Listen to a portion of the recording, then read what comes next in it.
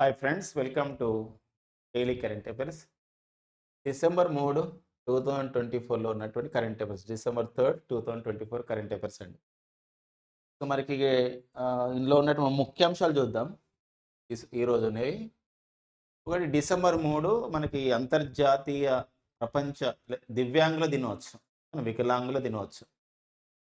International day of disabilities అనమాట. ఓకేనా, international day of the person with disabilities అని చెప్పేసి అంటాం. దాని యొక్క ఇతివృత్తం అనమాట ఇది. Amplifying the leadership of persons with disabilities for an inclusive and sustainable future అనేది ఒక ఇతివృత్తం ఇచ్చారు. దానిపైన చూద్దామండి. నెక్స్ట్ వచ్చేసి హైదరాబాద్లో జియో స్మార్ట్ ఇండియా సదస్సు జరిగింది. హైదరాబాద్లో మరి జియో స్మార్ట్ ఇండియా సదస్సు 2024 పేరుతో జరిగింది. ఇది ఒక 4 days పాటు జరుగుతుంది. దానిపైన విశేషాలు చూద్దాం. ఒక సైన్స్ అండ్ టెక్నాలజీ అప్డేట్స్గా ఉంటుంది. అండ్ నెక్స్ట్ వచ్చేసి హైదరాబాద్లో ఉన్నటువంటి ఒక వ్యవసాయ పరిశోధన సంస్థకి అధిపతిగా ఉన్నటువంటి వారికి ఎన్ఎస్ రంధవ స్మారక జాతీయ పురస్కారం ప్రకటించడం జరిగింది. అది ఎక్కడే ఇవ్వబోతారు, విశేషాలు చూద్దామండి. నెక్స్ట్ వచ్చేసి అరిమౌ శక్తి అనే పేరుతో విన్యాసాలు జరుగుతున్నాయి. మరి అరిమౌ శక్తి అనే పేరుతో ఎక్కడ విన్యాసాలు జరుగుతున్నాయి, ఏ దేశాలు పాల్గొంటున్నాయో చూద్దాం. అండ్ నెక్స్ట్ వచ్చేసి conference of the party 16 United Nations convention on the combat desertification అని చెప్పేసి అంటాం. అంటే ఏంటంటే ఇక్కడ ఎడారి కాకుండా కాపాడే విషయం పైన ఎలాంటి చర్యలు చేపట్టాలనే సదస్సే యుఎన్సిసిడి. సో ఆ సదస్సు సంబంధించిన విశేషాలు ఎక్కడ నిర్వహిస్తున్నారు, ఏంది అసలు అంటే సౌదీ అరేబియాలో నిర్వహిస్తున్నారు, దానికి సంబంధించిన ఇతివృత్తం ఏమైనా ఉందా, ఇలాంటి విషయాలు చూద్దాం. అండ్ నెక్స్ట్ వచ్చేసి మనకు వార్తల్లో వ్యక్తిగా ఉన్నారు ఉత్పల్ కుమార్ సింగ్. వీరు లోకసభకి ప్రధాన కార్యదర్శిగా ఉన్నారు, సెక్రటరీ జనరల్గా. వీరి యొక్క పదవీ కాలాన్ని మరో 1 year పొడిగించడం జరిగింది. దానికి సంబంధించి చూద్దామండి.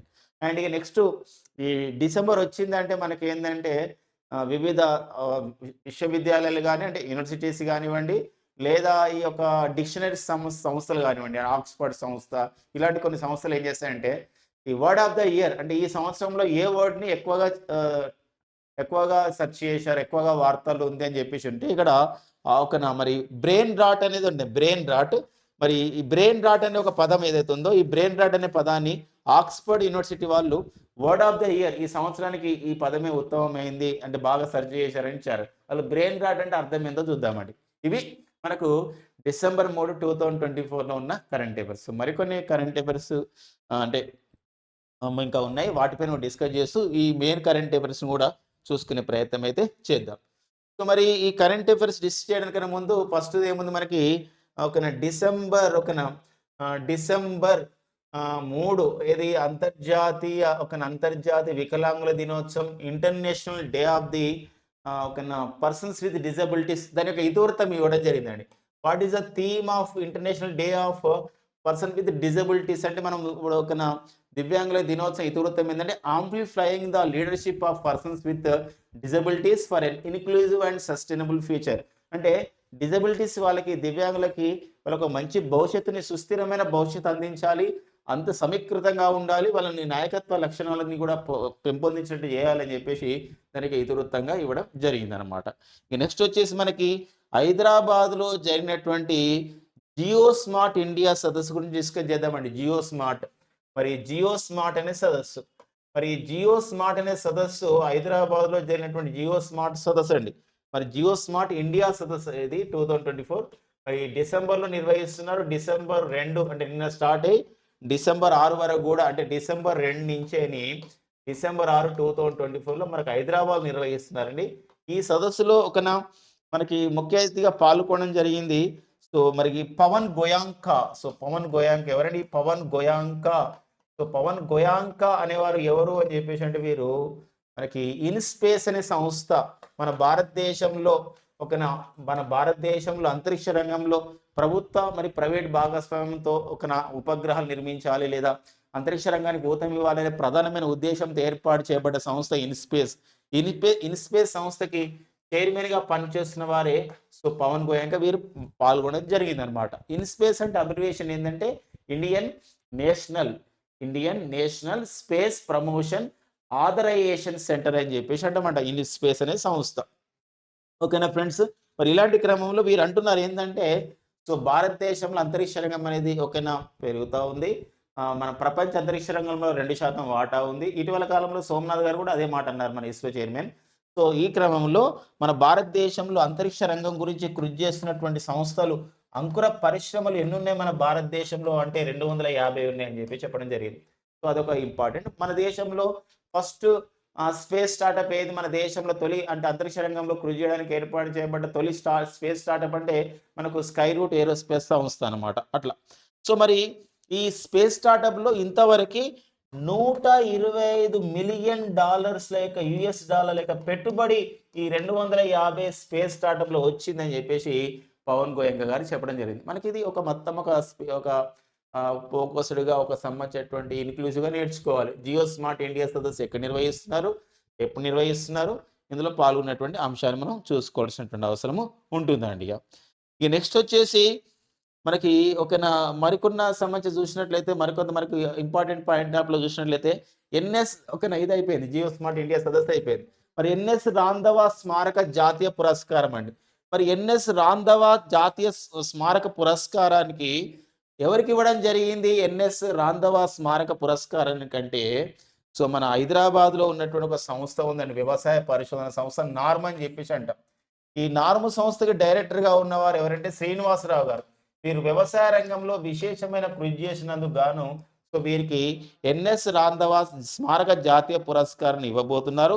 ఎక్కడ ఇవ్వబోతున్నారంటే 26వ వ్యవసాయ కాంగ్రెస్ సదస్సు నిర్వహిస్తున్నారండి.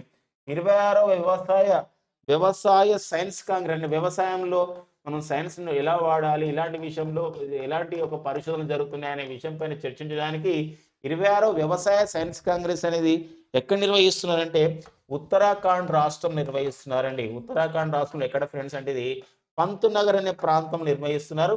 ఈ పంత్నగర్లో మరి జీబీ పంత్ వ్యవసాయ విశ్వవిద్యాలయం ఉంది, అక్కడ వీరికి ప్రదానం చేయబోతున్నారు అనమాట. ఇది మనకు ఒక వ్యవసాయ సైన్స్ కాంగ్రెస్ సదస్సుల పైన కూడా అడుగుతున్న నేపథ్యం, అవార్డు అట్లా నేర్చుకోవాల్సిన అవసరం ఉంది.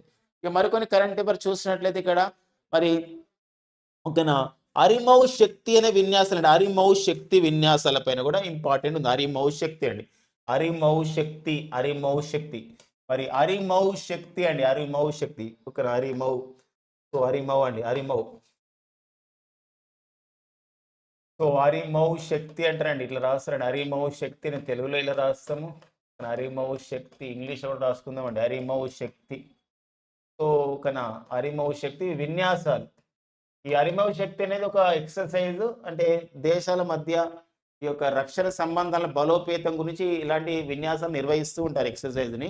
మరి అరిమౌ శక్తి విన్యాసాలు 2024 మరి ఎక్కడ నిర్వహిస్తున్నారంటే నిన్న స్టార్ట్ అయినాయి అన్నమాట. ఇవి డిసెంబర్ 2న స్టార్ట్ అయినాయి, డిసెంబర్ 15, 2024 వరకు అంటే డిసెంబర్ 15 వరకు నిర్వహిస్తున్నారు. ఎక్కడ నిర్వహిస్తున్నారు తెలుసా అండి? ఇది ఎక్కడ నిర్వహిస్తున్నారంటే ఇది మలేషియా దేశం నిర్వహిస్తున్నారు. మలేషియా దేశంలో నిర్వహిస్తున్నారు. మలేషియా దేశంలో ఏ ప్రాంతం అంటే ఇది బెంటాంగ్ క్యాంప్ అండి, బెంటాంగ్ క్యాంప్ అనే ఒక ప్రాంతం ఉంది, ఆ క్యాంప్లో నిర్వహిస్తున్నారు. మన మిలిటరీ అంటే ఇక్కడ మలేషియా దేశంతో పాటు ఈ యొక్క అరిమౌ శక్తి విన్యాసాల్లో ఇంకే దేశం పాల్గొంటుందంటే భారత్ మలేషియా దేశాలు సంయుక్తంగా నిర్వహించుకునే ఓకేనా మిలిటరీ విన్యాసాలు లేదా జాయింట్ మిలిటరీ ఎక్సర్సైజ్ సంయుక్త సైనిక విన్యాసాల పేరు వచ్చేసి ఇక్కడ అరిమౌ శక్తి విన్యాసాలు అనే విషయం గమనించండి. ఓకేనా, అరిమౌ శక్తి విన్యాసాలు. ఒక్కోసారి అడుగుతాడు భారత్కు చెందినటువంటి సైనికులు ఇందులో పాల్గొన్నారు, మరి ఏ యొక్క రెజిమెంట్కి చెందిన వారంటే వారు మహార్ రెజిమెంట్. రెజిమెంట్స్ అంటే ఇక్కడ రాజ్పుత్ రెజిమెంట్ ఇట్లా డిఫరెంట్గా ఉంటాయి అనమాట. మహార్ రెజిమెంట్ అంటారు, మహార్ రెజిమెంట్. ఈ మహార్ రెజిమెంట్కి చెందినటువంటి కొందరు సైనికులు ఇందులో పాల్గొనడం జరిగింది అనమాట. ఇది అరిమౌ శక్తి విన్యాసాలు. మనకు ఒక్కోసారి విన్యాసాలపైన ఖచ్చితమైన కాంపిటేటివ్ ఎగ్జామ్లు బిట్స్ అనేది వస్తున్నాయండి. ఇప్పుడు ఫర్ ఎగ్జాంపుల్ చూద్దామండి, ఇప్పుడు వజ్ర ప్రహార్ విన్యాసాలు చూడండి. ఈ మధ్య కాలంలో జరిగిన విన్యాసాల్లో వజ్ర ప్రహార్ విన్యాసాలు.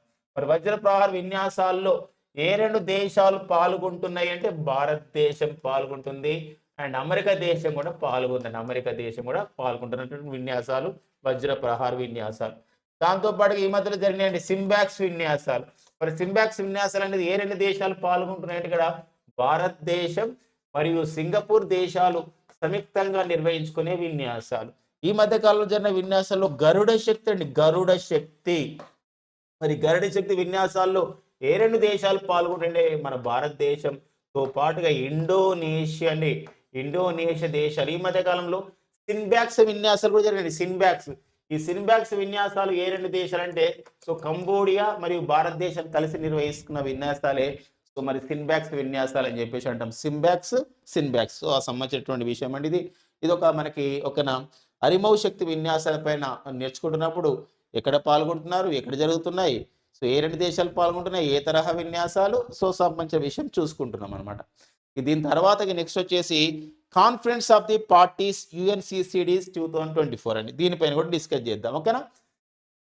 COP16 అండి, conference of the parties 16, United Nations convention on the combat desertification 2024 సదస్సు. అంటే ఐక్యరాజ్య సమితి ఎడారి వ్యతిరేకరణ సదస్సు. అంటే ఎడారి కాకుండా మనం కాపాడుకోవాలి. ఇప్పుడు మనకి వాతావరణం అనుకూలించినప్పుడు ఒక్కోసారి ప్రాంతాలు ఏమవుతున్నాయండి, ఇక్కడ ఎడారులు అవుతున్న సందర్భం ఉంటుంది. బాగా చాలా రోజులు వర్షాలు లేని పరిస్థితుల్లో ఇలాంటి ఉన్నప్పుడు మరి అలాంటి కాకుండా నిరోధించడానికి మనకి 1994 జూన్ 17 UNCCని ఏర్పాటు చేశారు. 1994 సో జూన్ 17 UNCCని ఏర్పాటు చేశారు. అందుకే జూన్ 17 మనం ఎలా జరుపుకుంటామంటే అంతర్జాతీయ ఎడారి వ్యతిరేకరణ దినోత్సవంగా జరుపుకుంటాం. International day for the combat డెజర్టిఫికేషన్గా జరుపుకుంటాం జూన్ 17. ఇలాంటి క్రమంలో మనకి ఈ సదస్సుని డిసెంబర్ 2 నుంచి 13 2024లో మరి ఈ conference of the parties 16 UNCCD సదస్సు 2024లో డిసెంబర్ 2 నుండి 13 వరకు ఎక్కడ నిర్వహిస్తున్నారు అని చెప్పేసి మనకి ఇంపార్టెంట్గా ఉందండి. ఇది రియాద్ అంటే ఎక్కడండి, సౌదీ అరేబియాలోని రియాద్లో నిర్వహిస్తున్నారండి.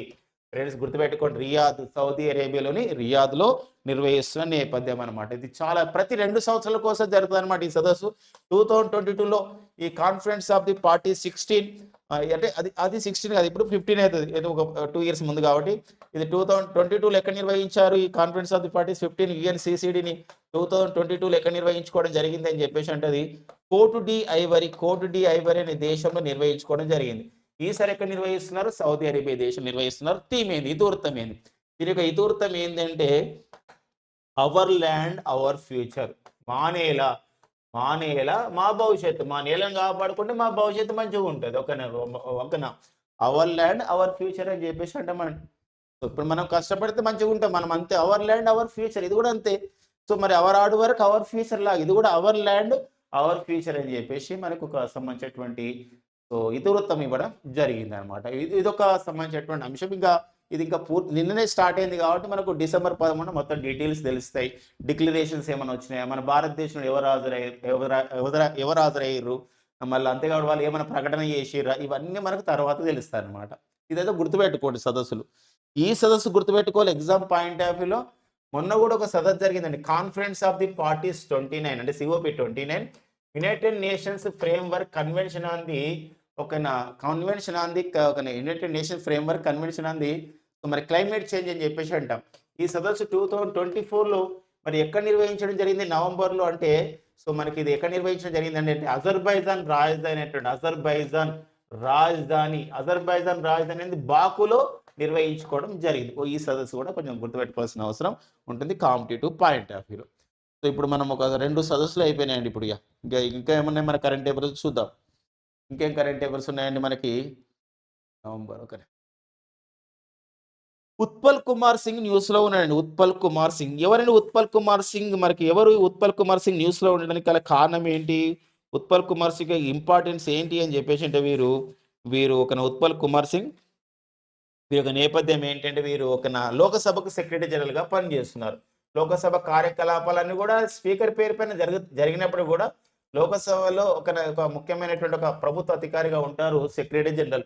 లోకసభ సెక్రటరీ జనరల్గా ఉత్పల్ కుమార్ సింగ్ పనిచేస్తున్నారు. 2020 నుండి వీరే పనిచేస్తున్నారండి ఉత్పల్ కుమార్ సింగ్. వీరి యొక్క పదవీ కాలాన్ని మరొక 1 year పొడిగించడం జరిగిందనమాట. అంటే 2025 వరకు కూడా వీరే పనిచేస్తారన్నమాట ఉత్పల్ కుమార్ సింగ్. వార్తల్లో వ్యక్తిగా మనం చూసుకోవాల్సిన అవసరం ఉంటుంది. ఏమైనా అపాయింట్మెంట్స్ అయినా వారి యొక్క పదవీ కాలాన్ని పొడిగించినా కూడా మనకు అడుగుతున్న నేపథ్యం ఉంటుందండి. ఇప్పుడు ఎవరు అపాయింట్మెంట్ అయినా కూడా ఇప్పుడు ఈ మధ్య కాలంలోనే మన భారత control auditor general of India మరి కొండ్రు సంజయ్ మూర్తి, మన తెలుగు వారైనటువంటి కొండ్రు సంజయ్ మూర్తిగా నియమితులు కావడం జరిగింది. 15వ కావుగా ఈ పదవిని చేపట్టిన తొలి తెలుగువాడు. అంతేకాకుండా ఐక్యరాజ్య సమితిలో మనకు భారత శాశ్వత ప్రతినిధిగా India's permanent representative to the యుఎన్ఓగా భారత శాశ్వత ప్రతినిధిగా మన తెలుగు వారైనటువంటి పర్వతనేని హరీష్ గారు నియమితులు కావడం జరిగింది. సో ఇలాంటి సంబంధించినటువంటి విషయం అండి. ఇవన్నీ కూడా ఈ యొక్క సంబంధించినటువంటి వచ్చినప్పుడు మనకి అపాయింట్మెంట్స్ వచ్చినప్పుడు మనం గుర్తుపెట్టుకోవాల్సిన అవసరం ఉంటుంది. ఇప్పుడు ఈ మధ్య కాలంలోనే విక్రమ్ మిశ్రీ ఇటీవల కాలంలో విక్రమ్ మిశ్రీ కేంద్ర విదేశాంగ కార్యదర్శిగా నియమితులు కావడం జరిగింది. సో అలాంటి నేపథ్యం మనం ఇట్లా అంటే మరి 10 కాలం మరొక 1 ఇయర్ పొడిగించడం జరిగింది అనమాట. ఇలా కేంద్ర విదేశాంగ కార్యదర్శిగా ఈ పదవి కాలాల పైన మనకు అడుగుతున్న నేపథ్యం. నెక్స్ట్ వచ్చేసి మనకి మరొక కరెంట్ అఫైర్ మనకు న్యూస్లో ఉందండి. Brain rot. ఇది మనకి బ్రెయిన్ రాట్ అనేది ఒకటి సంబంధించినటువంటి పదం అండి. ఇది ఒక ఇంగ్లీష్ పదము. ఈ సంవత్సరం ఆక్స్ఫర్డ్ యూనివర్సిటీ వాళ్ళు ప్రెస్ ఆక్స్ఫర్డ్ యూనివర్సిటీ ప్రెస్ అనేది ఉంటుంది. ఈ ఆక్స్ఫర్డ్ యూనివర్సిటీ ప్రెస్ వాళ్ళు లండన్లో ఉన్నటువంటి ఆక్స్ఫర్డ్ యూనివర్సిటీ ప్రెస్ వాళ్ళు లండన్ అనేది ఆక్స్ఫర్డ్ యూనివర్సిటీ ప్రెస్ వాళ్ళు ఏం చేసినట్టు దీన్ని వర్డ్ ఆఫ్ ద ఇయర్ ఈ సంవత్సరం అంటే 2024కి ఈ పదమే ఒక గొప్ప పదం అంటే చాలా మంది దాన్ని ఒక వాడారు, బాగా పాపులర్ అయ్యిందని చెప్పేసి Oxford University Press word of the year 2024గా ఈ బ్రెయిన్ రాట్ అనే పదం యూజ్ చేయడం జరిగింది అనమాట. ప్రకటించడం జరిగింది, అఫీషియల్గా ప్రకటించడం జరిగింది. మరి బ్రెయిన్ రాట్ అంటే ఏంది? బ్రెయిన్ రాడ్ చేయడం అనమాట. అంటే బ్రెయిన్కి బాగా ఇబ్బంది పెట్టడం. ఓకేనా? ఎందుకోసం అంటే అందులో ఇన్ఫర్మేషన్ ఏదైతే ఉండదో, అనవసరమైన ఇన్ఫర్మేషన్ ఉంటుందో, మనకు అసలు ఉపయోగపడిన ఇన్ఫర్మేషన్ ఉంటుందో అది మనం పదే చూస్తే మనకి ఏమవుతుంది అంటే అది మానసికంగా ఒక వేదన అవుతుంది. అది ఒక మన మేధోస్థితి అనేది మన మేధస్సు అనేది క్షీణిస్తుంది అనమాట. దీన్ని ఏమంటామంటే మానసిక లేదా మేధో స్థితి క్షీణత అంటారండి. మేధో స్థితి క్షీణత, మన మేధో స్థితి క్షీణిస్తుంది అనమాట. ఓకే, ఎక్కువగా ఎక్కడ చూస్తామంటే ఈ యొక్క యూట్యూబ్ అంటే సోషల్ మీడియాలో ఒక అనవసర విషయం, మనకు పనికిరాని విషయం మనం ఎక్కువ చూస్తే మనకు జరిగేది ఇదే అనమాట, బ్రెయిన్ రాట్ అని చెప్పేసి అంటాం. కాబట్టి మన ఫ్రెండ్స్ ఎవరన్నా ఎక్కువగా అదే పనిగా చూసి ఇట్లా ఇబ్బంది పడితే నువ్వు బ్రెయిన్ రాట్ అని చెప్పాలి. బ్రెయిన్ రాట్ అయిందంటే బ్రెయిన్కి ఏమైంది? రాట్ అవుతుంది. ఏమవుతుంది? అది ఎవరు ప్రకటించారు ఆ వర్డ్ అంటే Oxford University Press word of the year 2024గా ఆక్స్ఫర్డ్ సంస్థ ప్రకటించడం జరిగింది అనే అంశము చూసుకోవాల్సినటువంటి అవసరం అయితే ఉంటుందండి. ఇక మరికొన్ని సంబంధించిన విశేషాలు చూద్దామండి. ఇక్కడ ఒకటి వార్తలో ప్రదేశంగా ఒకటి ఉందండి. వార్తలో ప్రదేశం అదేంటంటే పశ్చిమాఫ్రికా దేశం అనేటువంటి ఆఫ్రికా ఖండంలో పశ్చిమ భాగంలో ఒక దేశం ఉంది, గిని. ఇది పశ్చిమ ఆఫ్రికా దేశం, ఆఫ్రికా ఖండంలో పశ్చిమ భాగాన ఉన్న దేశం, అందుకే దీన్ని పశ్చిమ ఆఫ్రికా దేశం అని చెప్పేసి అంటే వెస్ట్రన్ ఆఫ్రికా కంట్రీ గిని దేశం. ఈ గిని దేశంలో జేరే కొరే అని చెప్పి జేరే కొరే అని ఒక పట్టణం ఉంది. ఈ పట్టణంలో ఏంటంటే ఇక్కడ ఒక ఫుట్బాల్ మ్యాచ్ ఆడుతున్నారు. ఫుట్బాల్ మ్యాచ్ ఆడుతున్నప్పుడు ఎంపైర్ సరైన నిర్ణయం అంటే ఎంపైర్ ఒక నిర్ణయం ప్రకటించాడు ఫుట్బాల్లో. అది నచ్చక ఏం చేశాడంటే మొత్తం స్టేడియంలో ఉన్నటువంటి ప్రజలందరూ కొట్లాడుకున్నారు, అంటే ఆడియన్స్ కొట్లాడుకుని సుమారు ఒక 50 మందికి పైగా చనిపోయారు, 56 మంది చనిపోయారని వార్తలో ఉంది. కాబట్టి మనకి ఇది ఒక సంఘటనగా ఉంది, వార్తల్లో ప్రదేశంగా ఉంది. కాబట్టి ఆ గిని అనే అంశాన్ని కూడా ఇక్కడ గుర్తుపెట్టుకోవాల్సిన అవసరం, అంటే పేరు అనేది మనకి ఇంపార్టెంట్గా ఉంటుందండి. ఓకేనా? ఈ నెక్స్ట్ వచ్చేసి మనకి ఒక సైన్స్ అండ్ టెక్నాలజీ అప్డేట్ విషయం కూడా మనకు ఉందండి. ఇక్కడ రఫేల్ యుద్ధ విమానాలండి. రఫేల్ ఎం అని చెప్పేసి అంటాం. రఫేల్ ఎం ఏంటంటే రఫేల్ ఎం అని చెప్పేసి అంటే రఫేల్ ఎం అంటే మ్యారిటైమ్ అంటే నావికా దళానికి ఉపయోగపడే రఫేల్ యుద్ధ విమానాలు. మనకు ఒక 26 ఇలాంటి అవసరం ఉన్నాయన్నమాట. 26 రఫేల్ యుద్ధ విమానాలు అవసరం ఉన్నాయి. మనం ఈ రఫేల్ యుద్ధ విమానం నుంచి ఎక్కడి నుంచి కొనుగోలు చేసుకుంటాం అంటే ఫ్రాన్స్ నుండి మన భారతదేశం మనం కొనుగోలు చేసుకుంటున్నాం. గతంలో కూడా ఫ్రాన్స్ నుండి మనం రఫేల్ యుద్ధ విమానాలు ఫ్రాన్స్ నుండి కొనుగోలు చేసుకున్నాం. రఫేల్ యుద్ధ విమానాలు తయారు చేసే దేశం కూడా ఫ్రాన్సే.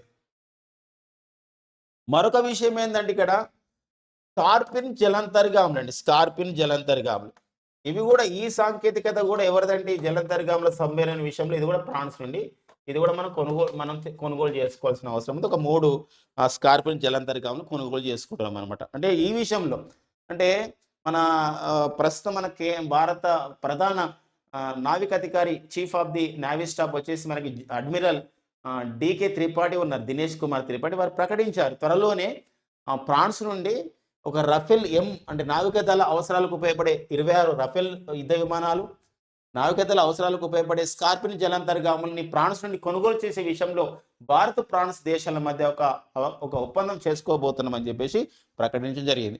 ఒక్కోసారి మనం ప్రతిపాదన దశలో ఉన్నప్పుడు కూడా ప్రతిపాదన దశలో ఉన్నటువంటి వాటిపైన కూడా మనకి ఎగ్జామినేషన్‌లో అడుగుతున్న నేపథ్యం ఉంటది కాబట్టి, సో, ఆ సంబంధించిన పాయింట్స్ అనేది గుర్తుపెట్టుకోవాలండి. సో, ఇవి మనకి సో, మెయిన్‌గా అంటే ఈ డిసెంబర్ 3 మన డిసెంబర్ 3 2024లో ఉన్నటువంటి సో, ముఖ్యమైనటువంటి కొన్ని కరెంట్ అఫైర్స్ అండి.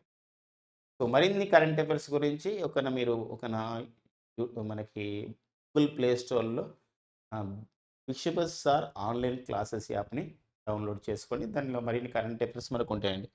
అది కూడా రాసుకునే ప్రయత్నం చేద్దామండి.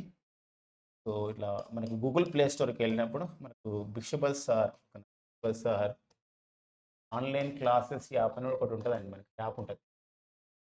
దీన్ని డౌన్‌లోడ్ చేసుకుంటే ఇయర్ కరెంట్ అఫైర్స్ అయితే ప్రెజెంట్ అవైలబుల్‌గా ఉంది.